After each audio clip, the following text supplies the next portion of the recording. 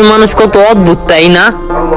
একটু আগে রাস্তায় বেরিয়েছিলাম, কত মানুষ ঈদের আনন্দে মনের খুশিতে ঘুরতে আছে, কিন্তু তারা একটা বারও খোঁজ নিল না যে একটা শ্রেণীর মানুষ আছে যাগো ঈদের নতুন পোশাক কেনার ক্ষমতা নাই। তারা ঈদের দিনটারে কিভাবে পালন করতে আছে, তারা ঈদের দিনটা কিভাবে কাটাইতে আছে।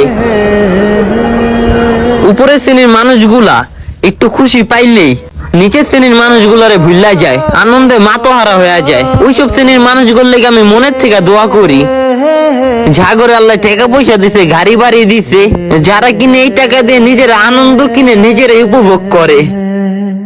আমাকে একবারও খবরও নিল না, একটা বার দেখেও গেল না। আল্লাহ এই সমস্ত মানুষ করে আরো বড় লোক করুক।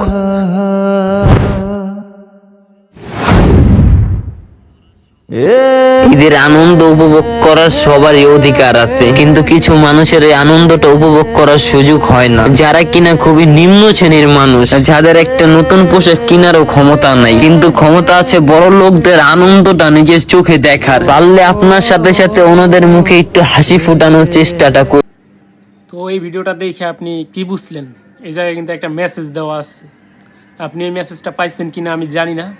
যদি পেয়ে থাকেন, আপনি যদি এই ভিডিওটা দেখে কিছু উপলব্ধি করে থাকেন, তাহলে অবশ্যই কমেন্ট বক্সে বলে যাবেন যে আপনি কি বুঝতে পারছেন এই শর্ট ফিল্মটা থেকে।